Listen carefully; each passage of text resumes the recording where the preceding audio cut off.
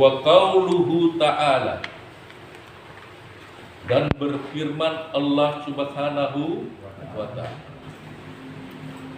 wala tamutunna, dan janganlah kalian semua mati.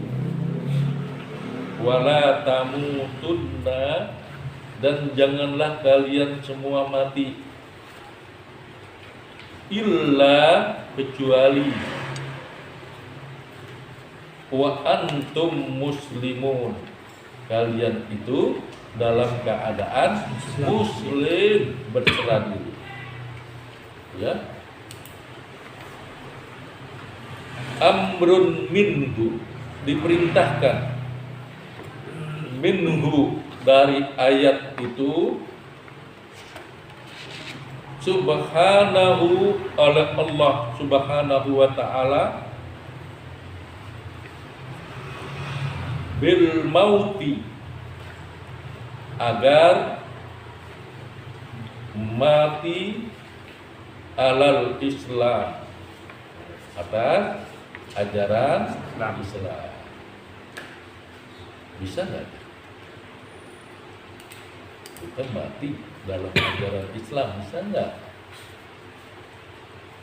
Bisa nggak jadi husnul khatimah?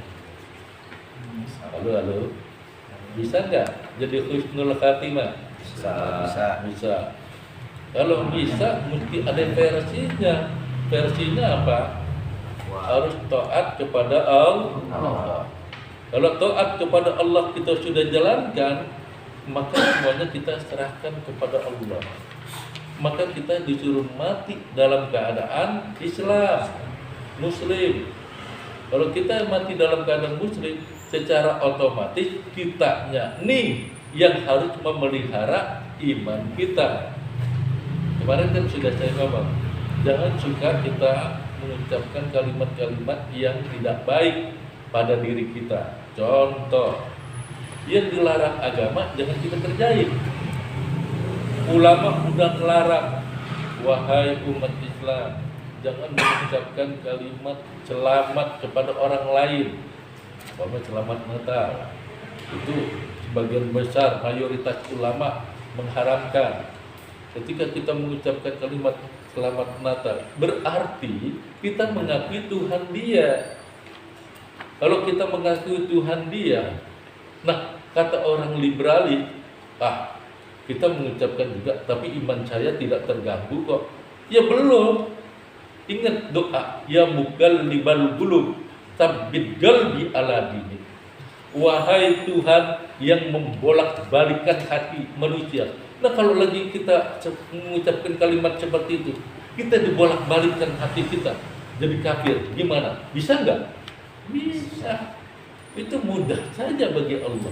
Nah itu yang kita takutin, ya. Kemudian yang kedua, orang lagi berbuat maksiat, ya, dia ketemu perempuan yang nggak benar, kemudian dia berzina.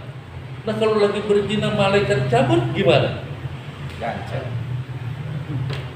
Pas dicabut sama malaikat, dia dalam keadaan posisi telanjang dengan wanita yang tidak mahramnya, ya, bukan istrinya.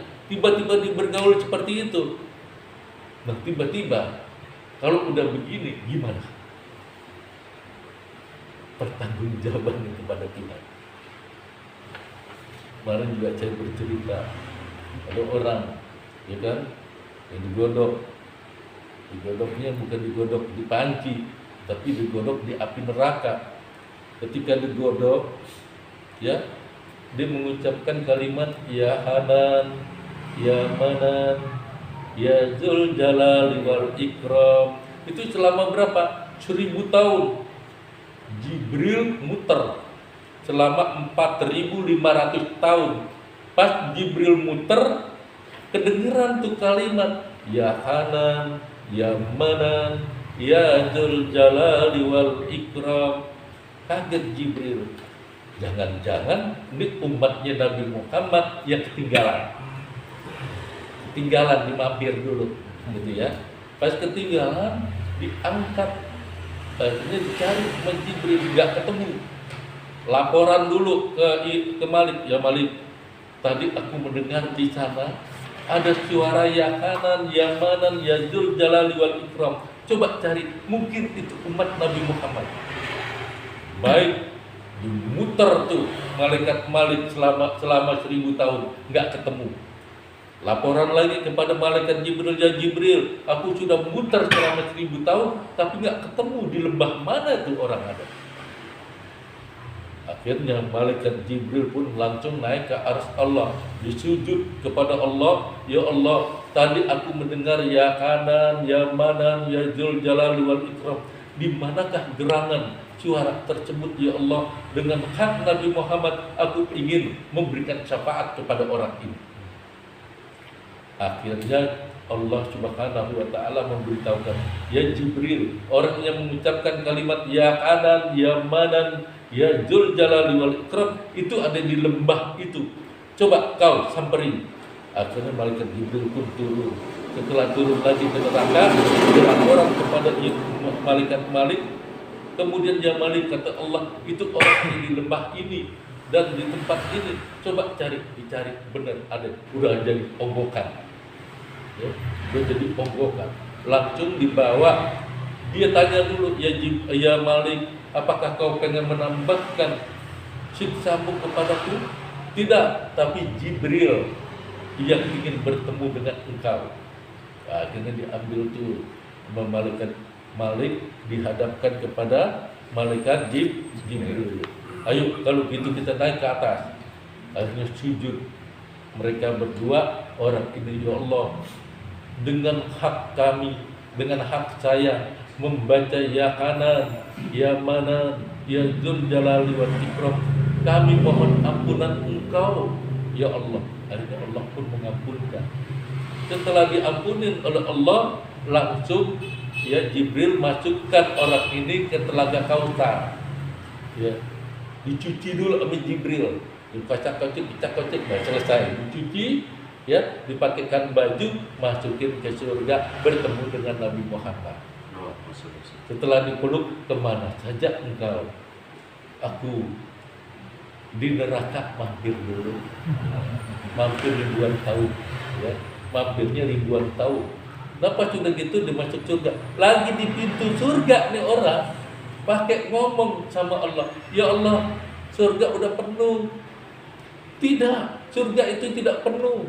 Ya, surga yang untukmu saja itu 10 kali lipat yang ada di dunia ini. Lebar dunia ini 10 kali lipat, itu lebih itu. Ketika Jibril menaungin atau mencari ujung dari surgamu, itu nggak bakalan ketemu. Itu yang paling sederhana. Yang orang ini berbuat maksiat dulu, ya masih diberikan juga, walaupun tuh mampir dulu, ya mampir dulu, ngapain dulu tuh di neraka, itu pas sudah gitu dia bisa masuk ke surga. Nah itu juga kita. Makanya ketika kita melihat ini, kita nggak tahu apakah kita mulus atau mampir dulu, karena dosa-dosa kita. Karena orang Indonesia dosa yang paling murni, anak-anak yang paling murni cuma anak balita doang. Dia jujur banget sama bapak emaknya. Saya bilang begitu. Yang paling jujur itu anak balita doang, bayi 5 tahun. Ditanya sama orang, kenapa kamu nangis? Saya nangis ini, ya bapak setiap hari main HP melulu. Akhirnya ibu saya juga ngomel, Pak jangan main HP melulu. Dia kan jujur tuh anak. Coba kalau anak SD itu siapa juga udah tahu, ya kalimat-kalimat yang jelek juga udah tahu. Hampir ngomong, kamu nanya, itu nggak tahu, ya kan? Itu nyebelin banget tuh kalimat. Itu kalimat paling nyebelin. Tapi dipraktekin di anak SD, ya anak SD kalau kita tanya begitu. Nah ini kan nyebelin, kamu nyebelin sebagai orang tua, sombong banget. Nah ini salah satunya begitu ya. Nah itu kalimat seperti itu, seperti contoh ada lagi. Ketika dia udah dimasukkan ke neraka, ya orang ini rupa-rupanya, ya semasa di dunia itu maksiat mulu, maksiat munkarat dikerjain semua, mabuk-mabukan pagi dia minum, ya siangnya dia udah masuk ke got, nah, gitu ya, masuk ke got, pas diambil lagi minum lagi, masuk ke got lagi, minum lagi, masuk ke got lagi. Nah rupanya diminum-minum begitu ada titik kesadarannya. Akhirnya dia lagi bengong di got, ya suara apa? Suara orang baca salawat didengerin, diikutin. Orang kan ada jenuhnya. Besok diikutin lagi selawatnya. Besoknya diikutin lagi tuh selawat. Allahumma shalli ala sayyidina Muhammad. Nah, diikutin tuh. Pas udah diikutin tiap hari dia gitu banyak. Beberapa hari meninggal dunia. Pas dia meninggal dunia, nih orang yang mabok dia meninggal dunia, rupa-rupanya apa? Rupa-rupanya Nabiullah Adam laporan kepada Nabi Muhammad, ya Muhammad, umatmu Nuh lagi nyungsep, ya, lagi nyungsep di neraka Nuh, diambil. Pas diambil, ya Jibril ditimbang, ternyata maksiatnya lebih banyak dibandingkan dengan amalnya. Karena maksiatnya lebih banyak dari amalnya, diambil oleh Nabi, ya mutiara cakep tuh mutiara, dimasukin ke dalam timbangan tersebut, ya, dan jomplang. Akhirnya banyakkan amal orang ini. Setelah banyakkan amal orang ini, akhirnya diambil oleh Jibril, tuh orang tadi dipucek lagi di telaga Kausar, dibersihin. Pas sudah bersih, langsung dipakein baju. Nah pas dipakein baju, disuruh masuk ke surga, pakai nanya, ya, kepada Nabi Muhammad, pakai nanya ke orang, ya Rasulullah, tadi waktu di timbangan itu apaan ya engkau keluarkan dari kantongmu? Nabi Muhammad bilang, itu sholawat kamu dulu waktu kamu nyungsep. Waktu nyungsep tuh ya, dibaca sholawat, pas dibaca sholawat, akhirnya sholawat itu dikasih untuk amal dia, disapaatin tuh orang, alhamdulillah dia bisa masuk surga gara-gara dia masuk baca sholawat walaupun didengar ngikutin. Gimana kita yang beneran dikit? Masa kita tidak bisa masuk surga? Yang begini aja masuk surga juga, ya kan? Betul gak? Yang begini masuk surga, gimana kita yang baca sholawat, yang setiap hari baca sholawat? Ya masa kita nggak masuk surga? Masa Nabi nggak kasihan kita? Ya dikeluarin dari apa? Dari kantong Nabi, kemudian dimasukkan ke dalam timbangannya. Pas dimasukin ke dalam timbangannya, langsung dia menjadi amalnya menjadi bertambah. Itu salah satunya begitu. Keren kan? Keren, enak jadi orang Islam. Makanya gaya kita jangan seperti gaya orang Kristen. Ya, pas mati dibilang apa? Bapakku ada di surga. Lah udah yakin orang. Bapakku ada di surga. Bapakku yang di surga. Ya, mudah-mudahan kau senang di surga sana. Yang lebih keren, surga orang Katolik sama surga orang Protestan beda. Kalau yang orang Katolik katanya gentleman, yang Protestan ya surganya itu cuma surga yang sederhana. Ya kagak begitu. Emang kita bisa bayangin? Kan enggak. Yang kita bayangin adalah bahwa kita bisa masuk ke surga itu atau tidak. Itu doang. Kalau kita bisa masuk ke surga itu dengan kemurahan dari Allah Subhanahu wa taala, insya Allah kita akan mendapatkan yang terbaik oleh Allah. Tapi kalau enggak, hancur. Betul ya? Makanya dari sekarang mari kita pelajari kitab An-Najayid Dunia wal Wasoyal Imannya. Berkali-kali saya ngomong bahwa kalau kita pengen mendapatkan karomah seorang ulama, cukup kita membaca karomahnya, yaitu di mana? Di kitab beliau. Al-Quran punya karomah, mukjizat Al-Quran, karomah buat kita. Nah kita baca Al-Quran, kitab seorang ulama ditulis dengan dia munajat kepada Allah, langsung ditulis. Nah, untuk mendapatkan karomahnya dengan apa? Kita baca kitabnya pelan-pelan. Kalau kita pengen mendapat karomah itu apa? Kemuliaan. Nah, ini kan enggak kita ngaji hanya ngaji nguping saja. Setelah kuping kita selesai juga udah. Ya, udah nguping selesai juga. Ingatan kita terbatas loh. Betul nggak? Kita ingat itu terbatas.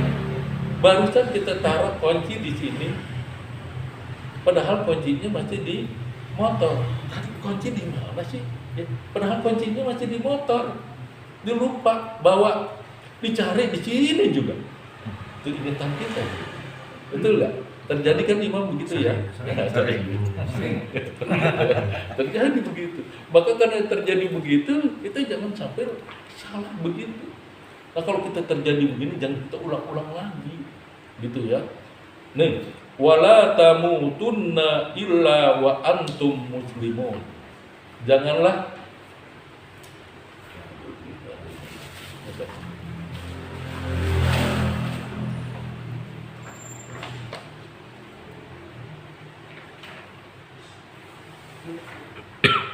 wala tamutunna illa wa antum muslimun.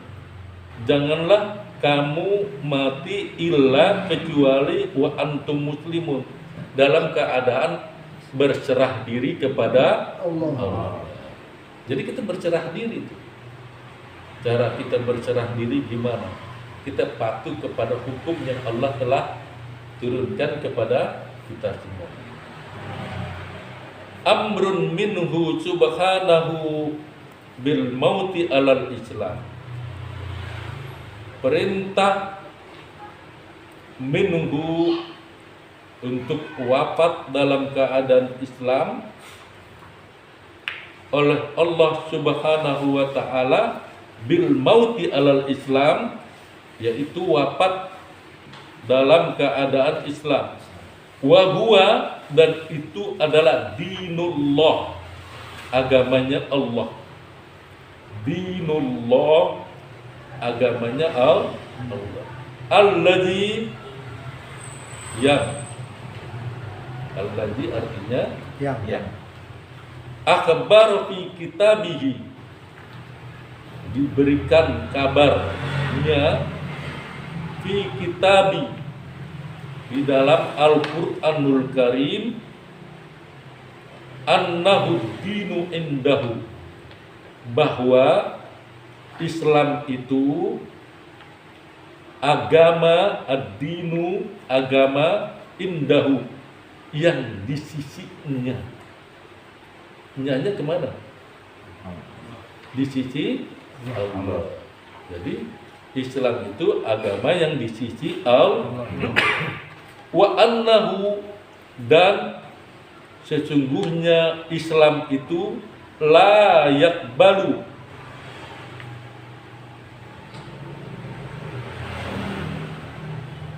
la yakbalu, tidak diterima min ahadin, dari ahadin, sesuatu pun, siwahu, selain Islam. Bahwa sesungguhnya Islam itu layak balu, tidak diterima dari sesuatu apapun, siwahu, selain Islam itu. Itu maksudnya. Jadi maksudnya apa? Tidak ada agama yang diterima oleh Allah Subhanahu wa taala kecuali Islam. Gitu maksudnya. Ini bahasa Arab kalau satu-satu begitu. Ya. Wa annahu dinu, dan sesungguhnya Islam itu ad-dinu, agama, allazi, yang radiyahu, diredoinya, li rasulihi, oleh rasulnya,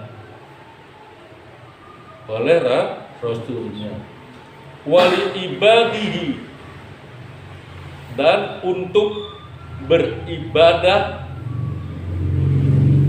dan untuk beribadah al-mu'minin, orang-orang yang beriman. Jadi Islam itu untuk beribadahnya orang yang beriman. Contohnya kita sholat, itu adanya di mana sholat? Sholat adanya di mana? Di agama apa? Islam. Agama Islam. Di Kristen ada gak sholat? Nggak ada. Azan adanya di mana? Islam. Di Kristen ada gak? Nggak ada. Di Yahudi ada gak? Tapi sekarang diada-adain. Nah, diada-adain. Kan? Yang Masihul Akbar udah lucu aja dah. Ya, lucu-lucuan. Sebab kalau seandainya ada, dari konsili pertama ada di Vatikan. Vatikan kan Katolik. Itu kan rajanya sebelum di mana-mana di Katolik dulu. Nah, itu pasti Paus pakai ituan, pakai azan yang begitu. Rupa-rupanya itu adalah ajaran Kristen yang bergaul dengan orang Islam. Artinya apa? Di Syria itu kebanyakan mayoritas Islam. Nah, orang Kristen Syria ngelihat keseharian gereja nggak ada ininya, nggak ada apa? Lonceng. Tapi dibuatlah azan yang persis dengan ajaran umat Islam. Panggilannya sama.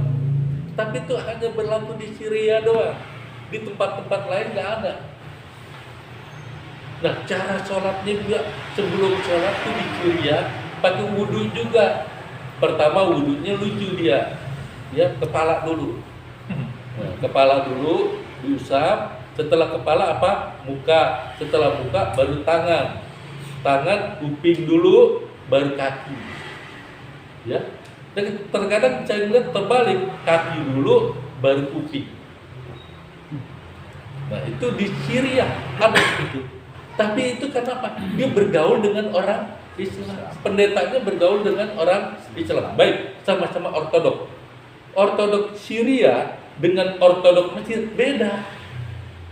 Ortodok Mesir nggak pakai azan, pakai lonceng, twing tong, twing tong. Nah, tapi kalau Ortodok Syria itu pakai azan, Al-Masihu Akbar. Coba aja loh.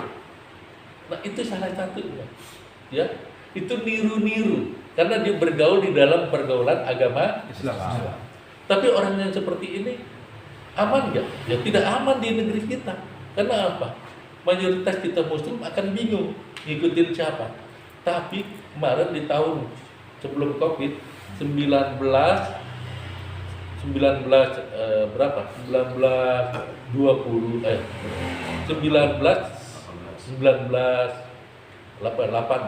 atau 87 ketika saya masih kuliah di IAIN 1988 itu ternyata sudah ada di Hotel Indonesia perkumpulan Islam Ortodok. Nah, perkumpulannya itu setiap minggu tuh mereka sholat di sono. Sholatnya pakai pici kayak Baghdad. Rata-rata begitu pici. Ya, pici putih, tapi ceplok buatan Indonesia. Maka pas sudah gitu di sholat. Tapi anehnya sholatnya itu tidak sama. Dia sholat di depan imam satu, ya, pendetanya, kemudian di belakangnya perempuan laki campur. Di sini juga perempuan laki campur. Kalau yang satu keluarga boleh, kalau yang lain keluarga nggak boleh. Nah, ini cara-cara Islam Ortodok. Nah, itu terjadi di Syria. Ya, pertama kali di Syria. Kemudian diadopsi di Indonesia itu 1988 di Hotel Indonesia. Itu ada perkumpulannya. Itu banyak sekali sekarang. Nah, kalau banyak begitu gimana? Ya sudah. Kita cuma liatin aja. Cuma kita larang anak-anak kita jangan sampai ngikutin ajaran agama mereka. Karena mereka itu udah mengacau. Mengacau kenapa? Dan tidak sama dong. Coba lihat, di Vatikan tuh belum pernah ada azan yang begitu. Jadi di Vatikan, kemudian di gereja Protestan nggak ada. Cuma mereka doang ada. Nah, di Ortodok Syria doang ada. Ortodoks Syria itu karena dia bergaul di lingkungan Muslim Arab, akhirnya dibuat-buat lah macam-macam. Kemudian kita lanjutkan. Inna dina indallahil Islam, bahwa agama indallahi yang diridai Allah al-Islam adalah agama Islam. Nah, udah ke. Ini agama yang diridai Allah menurut versi Islam adalah Islam itu. Jadi kita nggak boleh sembarangan mengucapkan satu kalimat. Contohnya yang tadi saya bilang, semua ajaran agama mengajarkan kebaikan. Jadi semua agama baik. Itu nggak diterusin. Seharusnya semua agama baik, harus pakai koma dia. Jangan dititikin. Kalau dikomain boleh. Komain. Semua agama baik, koma, bagi pemeluk-pemeluknya. Kalau di koma, ini kagak orang orientalis itu, orang liberalis, semua agama sama, titik. Nah ini yang jadi pertanyaan kita, samanya di mana? Ngajarin kebaikan kata dia, titik lagi. Seharusnya pakai koma itu, komanya bagi pemeluknya, aman. Konsepnya di situ. Ya, jadi jangan kita bilang, semua ajaran agama baik. Masih koma itu pertanyaan. Bagi pemeluknya, titik. Udah kita nggak berdosa. Syahadat lagi kan? Harus syahadat. Kalau di ngomong begitu, kebanyakan ulama harus syahadat. Orang seperti ini. Nah seperti apa tuh kemarin yang kita ngucapin kalimat Natal, ya kan? Selamat Natal ya. Yang jadi pertanyaan kita, yang kita ucapkan Natal itu kita ngerayain nggak? Ngerayain. Hah? Kita ngerayain nggak? Ngerayain karena syahadat kita. Kita nggak ngerayain. Yang ngerayain siapa? Dia. Orang Kristen. Nah ketika orang Kristen itu ngerayain Selamat Natal, berarti versi Kristen, bukan versi Islam. Nah kalau versi Kristen itu, Tuhan itu sebagai Isa itu sebagai Tuhan. Ya kan? Bukan si Isa menurut versi Islam sebagai Nabi, tapi Isa sebagai Tuhan. Kalau Isa sebagai Tuhan, berarti kita mengucapkan selamat, itu berarti selamat. Selamat apa artinya? Salam sejahtera. Semoga sejahtera kamu, ya, bahwa Isa itu benar sebagai Tuhan. Tuhan, anak Tuhan. Nauzubillah min dzalik. Itu versinya di situ. Dan kita harus tahu konsep-konsep yang sekarang. Sekarang kita ini pikiran kita lagi diputar-putar.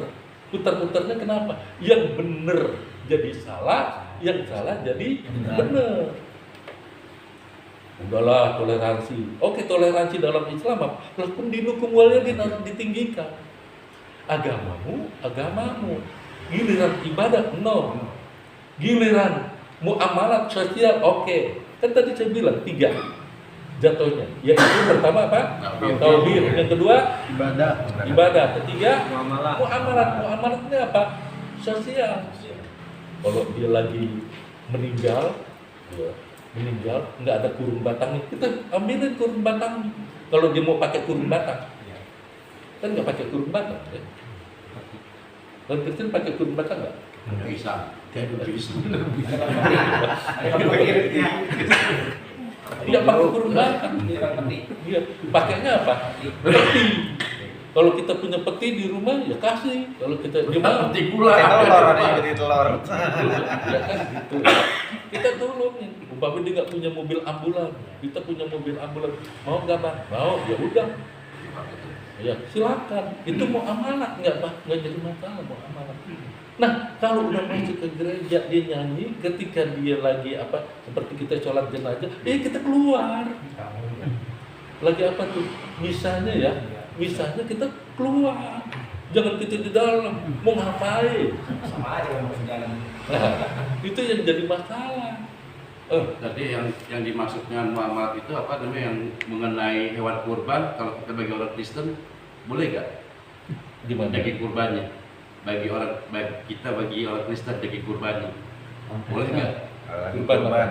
Daging kurban. Idul Adha. Daging kurban kita. Enggak daging kurban. Lagi Idul Adha. Idul Kali Adha. Iya, non muslim. umpama kurban. Kurban dari kita apa dari dia? Dari kita. Dari kita ke dia. Nah, Oke, nggak ada kerjaan aja. misalnya di musola nih kita Jangan. ketikir, nggak boleh. Nggak usah. Selama masih ada penduduk muslim itu yang dikasih. Kalau semuanya sudah merata, ya udah rata, penduduk muslim udah pada kebagian semua di daerah itu. Kasih kalau masih ada sisa. Iya. Berarti sisanya. Tapi kalau tidak ada sisa, Jangan. jangan. Orang muslim masih ada di pojokan, no. Nenek-nenek janda lagi gak ada yang temenin, kan gitu ya. Nah, kita kasih. Lagi. Kalau salah, Gitu. kalau nggak tahu dimaafin ya. Eh? Kalau nggak tahu dimaafin berarti. Oh, nggak maafin, nggak apa-apa. Ini kan lagi belajar. Iya. Nah, ini Kita kan belajar. setiap hari belajar. Kalau kita tidak belajar, kita nggak tahu. Tapi kalau kita belajar, baru kita tahu. Di daerah kita umpamanya ya, RT berapa nih? Ini batas wilayah kita ya. RT 04 umpama kita nih.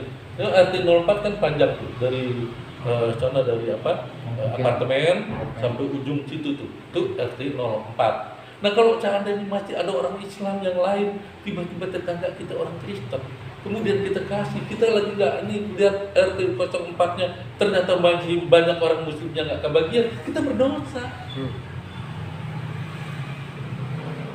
Walaupun tetangga kita ada orang Kristen, orang non Islam kan, ya orang non Islam. Dan tetangga kita orang non Islam. Entar dulu, kita tuh lebih utamakan orang Islamnya, yang miskin, yang papa, yang fakir, ya itu yang diutamakan. Kalau kita pengen toleransi jangan begitu. Lihat dulu, lakum dinukum waliyadin. Itu kebanyakan orang seperti contoh zakat. Zakat kita udah kebagian semua. Siapa lagi yang kita nggak bagi nih? Nah kan gitu ya. Nah tiba-tiba kita ngelihat pas sudah banyak ini orang-orang Islam udah dibagi semua, hampir 3, 4 udah bagi. Nah sisanya masih ada juga. Kasih orang Kristen nggak jadi masalah. Kalau udah keluberan, jangan kita langsung belum kasih semua dia duluan. Gimana tuh? Itu berdosa kita. Karena di dalam ajaran Islam itu dikatakan begini, ya asnaf yang 8 itu al fuqara wal masakin minal muslimina wal muslimah. Kalau di dalam fikih begitu ya, minal fuqara wal masakin minal muslimina wal muslimah. Nah itu yang ditapakan termasuk juga daging kambing atau kurban gitu ya. Itu yang lebih diutamakan adalah orang muslim. Kemudian kita lanjutkan. Wa qala ta'ala, Allah berfirman, wa may yabtaghi ghairal islami dinan. Janganlah memeluk ghairal Islam, selain Islam, dinan sebagai agama. Jangan kita memeluk selain Islam dinan sebagai agama. Jadi kita peluk agama Islam. Falai yuqbala, maka tidak akan diterima minhu, orang yang memeluk selain Islam. Wa huwa, dan dia fil akhirati, di akhirat, minal khasirin, dari orang-orang yang rugi. Ya Allah. Rugi itu orang yang ya memeluk selain agama Islam. Kalau kita memeluk selain agama Islam rugi. Kita peluk setiap hari kita, orang yang bertanya sama saya, itu dia kan baik Pak, setiap hari dia ngasih orang-orang Islam dulu ya. Ininya apanya orang Islam nggak itu bantu sama dia kira-kira dia masuk surga apa enggak? Ya. Ya. Pertanyaan tuh. Bukan kamu nanya bukan. Bukan ya. Ini pertanyaan. Kira-kira ya dia masuk Islam enggak? Dia masuk surga enggak? Itu pertanyaan besar, Bang. Kira-kira gimana? Coba. Masuk. Masuk surga enggak tuh orang? Ya. Enggak. Itu baik banget. Baik orangnya. Ya lebih baik dari orang Islam yang medit kan? Orang yang pelit, orang Islam yang medit, pelit. Itu baik banget. Setiap orang Islam kesusahan dikasih sama dia. Sosmed tinggi gitu. Udah Pak, pasti Pak. Udah tempatin aja nih Pak di sini. Oh baik banget ya. Masa enggak masuk, enggak dapat pahala, enggak masuk surga. Nah, jadi gimana? So Islam. Hah? Nggak bisa. Suruh Nggak ada sadar tawar dulu. menawar. Ini masuk Islam. Suruh sadar dulu. Masuk Islam. Kenapa? Kan dibilang Miftahul jannah la ilaha illallah. Kan gitu ya. Kuncinya surga adalah la ilaha illallah. Kalau nggak ada kuncinya, gimana pintu surga mau kebuka? Nggak jadi masuk. Ya, betul nggak? Kita pengen buka kunci kita nggak punya kunci, kita gedor-gedor. Walaupun nih kita teriak, Pak, ini orang baik nih Pak, masukin. Tar dulu. Karena silakan buka sendiri, umpamanya ya. Nah kita yang punya kunci truk, pasti kita buka truk bisa masuk. Nah giliran dia bingung, kuncinya nggak punya. Duplikat. Nah, kunci apa paling gembok-gembok Pakai linggis. kan enggak. Nah itu salah satunya. Setiap orang masuk, umpama kita punya pabrik nih ya, punya karyawan. Nah tiba-tiba kita ada ini nih masuk truk masuk, kan gitu ya. Maka kartunya masuk truk masuk. Nah giliran dia nggak punya kartu masuk nggak? Agak. Bisa apa lu? Bisa ditangkap sama orang. Betul? Salah masuk nih orang. Kan begitu. Nah begitu juga dengan orang yang walaupun dia baik, insya Allah orang yang seperti ini akan diberikan juga pahalanya oleh Allah dan juga ganjarannya langsung di dunia. Orang ini baik, wah, Allah akan limpahkan tuh kesejahteraan dia selama di dunia. Romani seneng aja kehidupannya. Mana-mana dia pakai kapal pesiar, ya, kemudian pakai pesawat pribadi, kemudian dia turun di bandara khusus, kayaknya disambut bagaikan raja, kan begitu. Dan diberikan Allah, karena diberikan Allah sama orang ini, nah orang ini akan mendapatkan ya ganjarannya dari Allah. Itu termasuk ganjaran juga, tapi bukan ganjaran di akhirat. Karena kalau udah masuk lingkup akhirat, dia akan berubah menjadi ya menjadi punya kunci tersendiri. Kita beramal ikhlas punya kunci amalnya karena Allah. Kunci pertama karena Allah. Dibuka tuh kunci surganya. Truk. Karena kita yakin kepada la ilaha illallah. Paham ya? Paham nggak? Kalau sebaliknya lagi gimana? Kalau sebaliknya, nah, jadi Islam itu ya orang yang beramal itu agama Islam, ngasihnya ke Kristen, apakah dapat pahala? Dari orang Kristen, Dari orang Islam. Dari orang Islam. Kristen. Jadi kayak Kalau santunan, umpamanya, kayak santunan gitu. iya, kalau orang Kristennya itu dia miskin, insya Allah dapat. Karena kita kan niatnya lillahi ta'ala, menolong kemanusiaan. Nah kalau orang dia kan nggak punya, itu kan judulnya kunci. Kalau kita nggak punya kunci, gimana mau kebuka? Ya, judul kita kunci. Kalau kuncinya nggak punya kunci, gimana mau kebuka tuh? Nggak bisa. Nah Allah berikan satu orang Muslim punya kunci. Oh mau masuk pintu surga, buka sendiri kan, umpamanya gitu, otomatis. Kalau dia, bujuk mau, bisa nih masuk, nggak bisa, nggak pas kuncinya. Pas neraka pas banget, kan? Istilahnya kan begitu ya. Ini istilahnya aja bahwa miftahul jannah itu adalah la ilaha illallah. Kalau kita mau seperti itu ada. Nah kalau kita itu ketika kita mengucapkan apa? Ya Allah, aku pengen bantu dia. Mudah-mudahan ya aku dapat pahala. Itu sirnya kemana? Sirnya kita kemana? Kepada Allah. Coba kalau orang itu sirnya kemana? Rahasianya kemana? Iya. Kira-kira sampai kan? Nah, orang surga milik Allah kenapa ya? Dia siapa tuh? Kan gitu. Siapa tuh dia? Nah, nggak dikenal di akhirat. Kalau nggak dikenal di akhirat gimana? Istilah begitu. Ini secara logika aja kita mainin logika kita. Kalau kita sudah seperti itu gimana? Nah kitanya sekarang ini harus benar-benar bisa mengayomi diri sendiri. Perbanyak amal, perbanyak ibadah, perbanyak tauhid, perbanyak mengaji. Yang tadi Fajar bilang katanya, kalau orang nggak tahu gimana?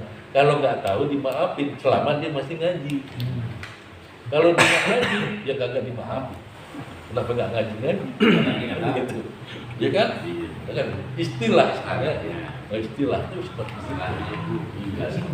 Istilahnya, bukan beneran istilahnya. Ini salah satunya serem sekali. Kan saya sudah bicara.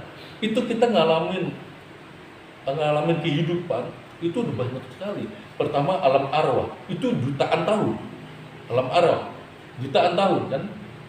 Alam arwah itu jutaan tahun kita.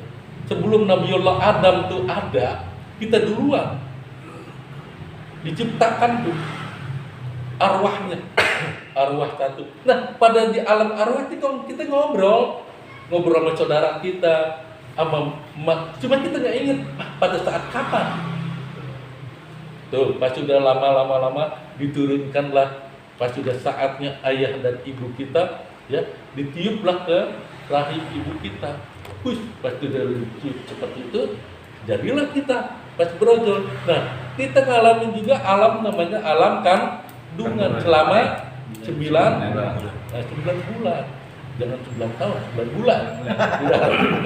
Di alam kandungan itu 9 bulan.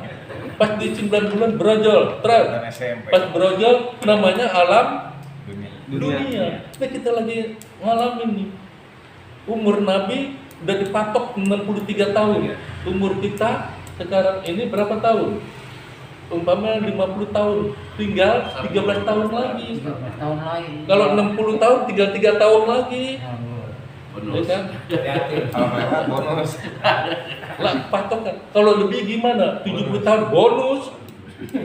Nah, dalam bonus itu namanya off. Tuh, dalam ilmu ini, ilmu tasawuf, dalam bonus itu terjadi maut off. Maut itu apa maut? Itu udah dianggap sebagai orang yang sudah meninggal. Maka ketika dianggap orang yang meninggal, pikiran kita jangan dunia melulu.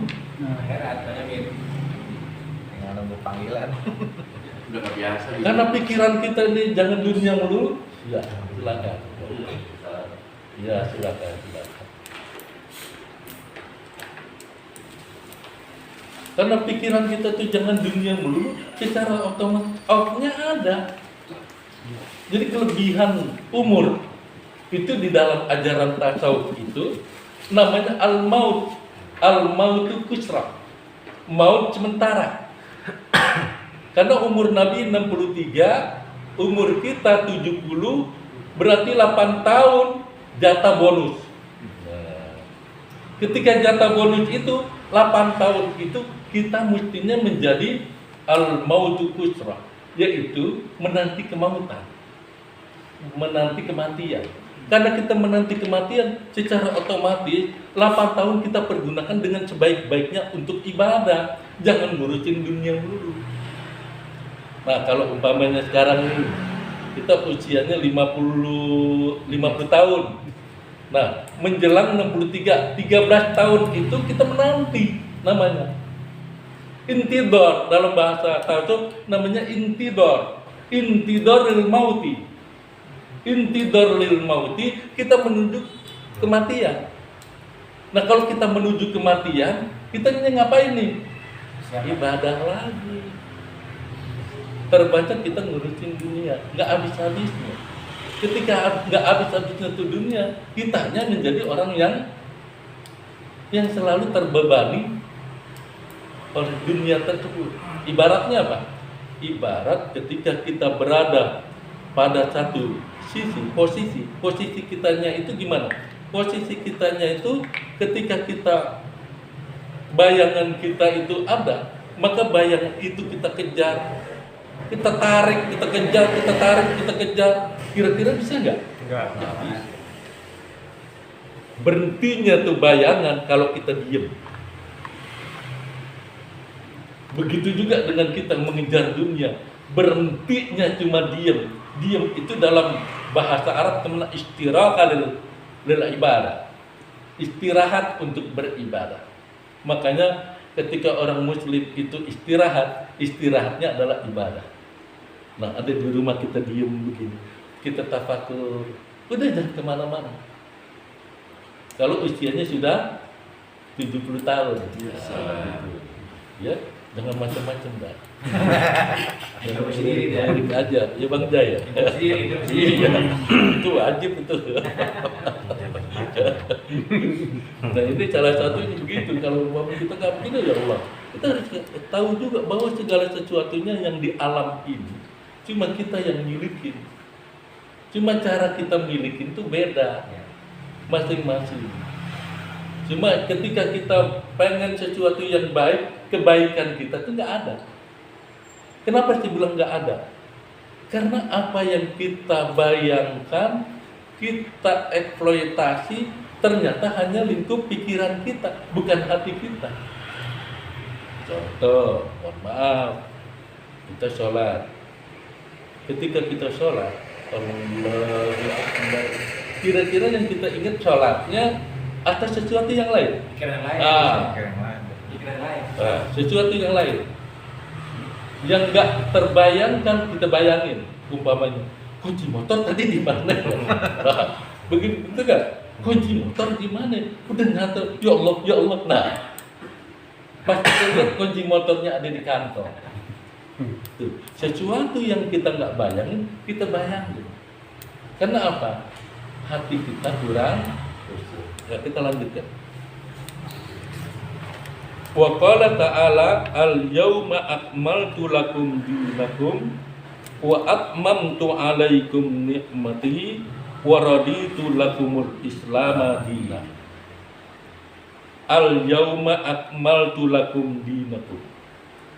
Pada hari ini aku sempurnakan lakum bagi kalian dinakum, agama kalian.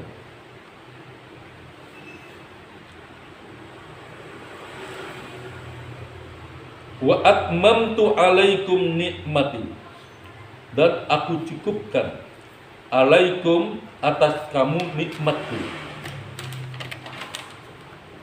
Wa raditu lakumul Islam dinan, dan aku ridho bagimu Islam sebagai agama.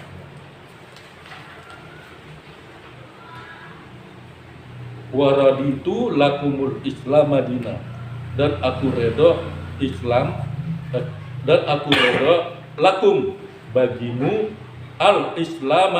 Islam sebagai agama. Ini terjadinya pada saat Hajjatul Wada. Ketika Hajjatul Wada, Nabi bilang al-yauma akmaltu lakum dinakum wa atmamtu 'alaikum ni'mati wa raditu lakumul Islam dinan. Semua umat pada saat itu bergembira. Umat pada saat diturunkan ayat ini bergembira. Alhamdulillah, Islam sudah sempurna. Wa syukurullah, agama kita sudah sempurna. Tapi satu sahabat yang nangis. Siapa namanya?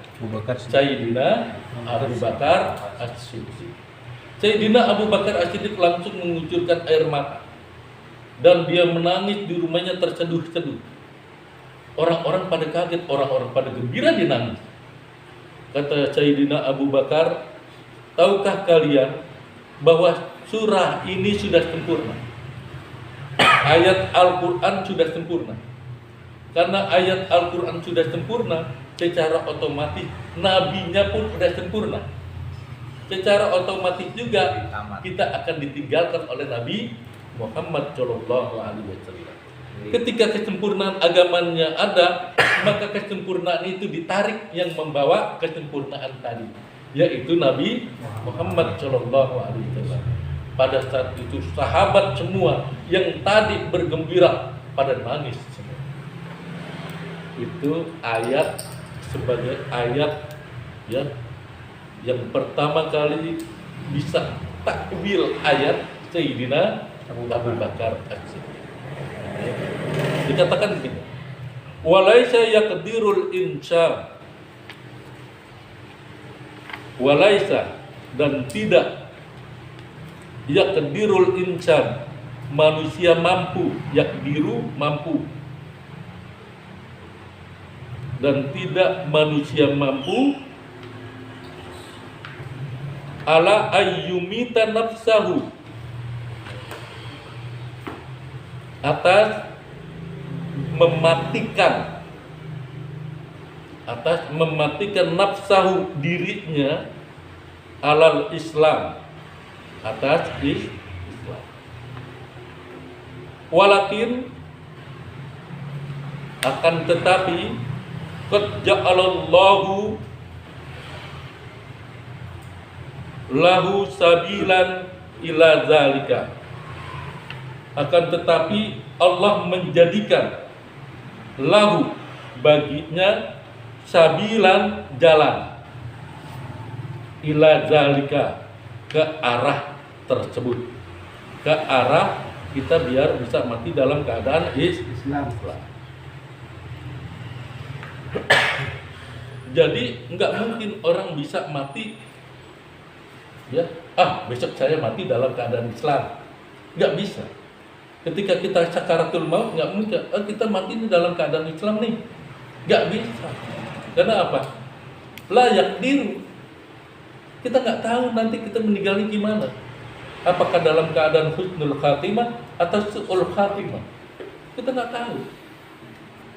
Tetapi di sini walakin qad ja'alallahu lahu sabilan ila zalika, tetapi Allah menjadikan lahu baginya sabilan, jalan ila zalika, menuju ke sana.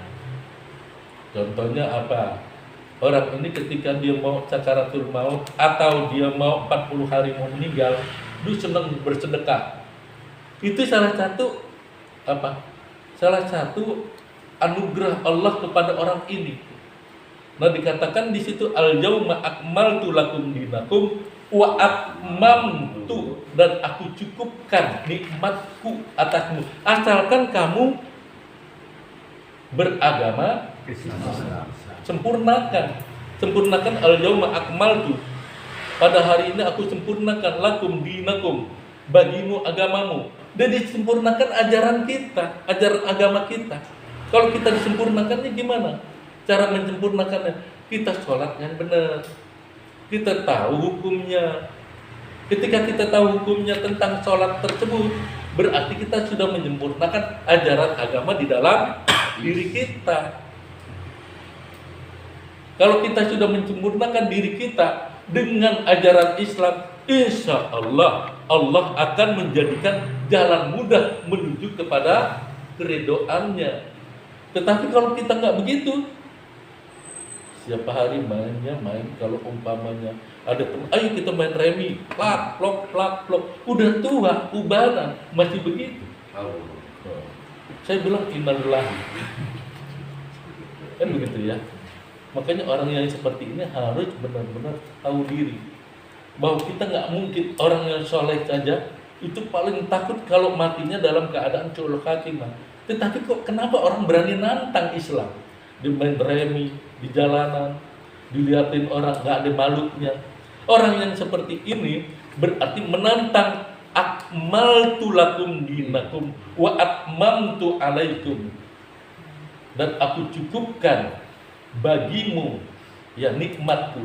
Dicukupkan nikmat Allah kepada diri kita asalkan kita beragama Islam benar-benar. Tapi kalau kita nggak mencukupkan diri kita dengan sebaik-baiknya, bagaimana Allah akan mencukupkan segala sesuatu yang ada pada diri kita? Nggak ada. Karena kita sendiri sudah melanggar. Paham ya? Paham nggak? Paham nggak? Ada lagi pertanyaan? Silakan. Jadi berbicara di zaman sekarang, bahwasanya setiap orang meninggal pasti selalu ada kalimat semoga beliau husnul khotimah.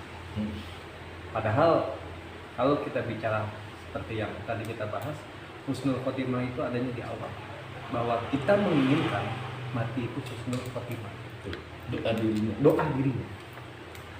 Jadi penempatan kalimat tersebut untuk orang yang sudah meninggal salah dong, ya kan? Salah dong. Seharusnya husnul khotimah itu adanya di awal, bukan setelah, gitu ya? Bukan gitu Pak Ye? Ya. Nah, pertanyaan sih itu, penempatan kalimat tersebut adalah salah. Seharusnya sebelum, di saat mungkin di saat dia sakit barangkali ya. Semoga beliau nanti meninggalnya husnul khotimah, bukan setelah saat dia sudah meninggal. Gitu Pak Ye? Benar Pak Ye? Nah, begini. Sebenarnya itu doa. Kita pernah baca doa, ya Allah biha, ya Allah biha, ya Allah bi husnil khatimah. Kita mati apa kita hidup? Mati. Pada saat kita hidup. Doa tersebut kita ucapkan, kalimat tersebut kita ucapkan, kita mohonkan kepada Allah dalam keadaan kita bergerak setiap kali, setiap hari. Nah, ketika kita meninggal seharusnya diucapkan kalimat semoga orang ini mendapatkan maghfirah dan ampunan dari Allah Subhanahu wa Ta'ala, dan kuburnya menjadi raudah min riyadil jannah. Karena orang sekarang pintar-pintar, jadi nggak bisa dinasihat. Iya, nyari apa senyumin aja. Saking pintarnya nggak bisa dinasihati. Husnul Khatimah bukan orang yang mendoakan, tapi kita yang berdoa untuk diri kita sendiri. Karena di awal doa bi husnul khatimah nafsuhu.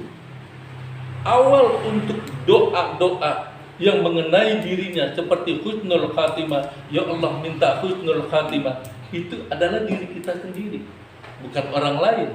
Karena dia menutup. Kalau nutup itu kan kondisinya gimana? Nah, kita udah ngeliat, mohon maaf. Ini kondisinya orang mabuk. Kemudian di masjid, ya kita doakan mudah-mudahan si fulan dalam meninggalnya dalam keadaan husnul khatimah, karena dia meninggal ya nubruk God namanya. Nubruk God. Nah, meninggal kita doakan gitu, bisa nggak? Yang berdoa itu yang salah, karena nggak tahu kondisi orang tersebut. Yang tahu kondisi orang tersebut adalah keluarga. Berdosakah kita? Tidak berdosa, karena kita cuma penempatan kalimatnya yang salah. Ya? Nah, seperti gini, kita yang tahu tentang eksistensi keluarga kita, tapi yang ceritain orang lain, kebablasan nggak? Kebablasan. Begitu juga dengan kalimat husnul khatimah itu adalah kalimat yang diucapkan, kalau menurut saya dan guru-guru saya, itu kalimat yang diucapkan oleh orang yang dalam kondisi dia hidup, karena dia sudah mati kan husnul khatimahnya keluarganya yang tahu. Nah, ya Allah, anakku ini husnul khatimah, tuh tanda-tandanya ada. Nah, orang nggak punya tanda-tanda husnul khatimah, tiba-tiba di jidatnya kan tanda-tanda husnul khatimah Pak, berkeringat, ya kan? berkeringat, kemudian ada lagi pluhnya hebat, kemudian satu lagi ucapan kalimatnya kalimat la ilaha illallah. Ketika dikeluar, dia tidak mengucapkan kalimat apa-apa, cukup kata para ulama, jumhur ulama, cukup kita doakan mudah-mudahan orang ini mendapatkan maghfirah dan ampunan dari Allah Subhanahu wa taala. Begitu yang saya tahu. Cuma sekarang udah berubah. Dari zaman kita dulu sampai zaman sekarang, kalimat ya mudah-mudahan dia menjadi husnul khatimah itu jarang disebutkan. Karena sebelum husnul khatimah ampunan dulu dong. Betul kan? Mudah-mudahan orang ini diampunkan oleh Allah dan ditempatkan di tempat yang terbaik ya, dan kuburnya menjadi raudhah min riyadil jannah. Itu bisa. Itu baru turun. Tapi kalau yang ini penempatannya di mana? Umpamanya kalau di dalam keadaan hidup kan nggak mungkin juga. Mudah-mudahan nanti ya di dalam keadaan sakit, ya mudah-mudahan nanti pas meninggal kamu husnul khatimah ya, begitu nggak? Ya banget.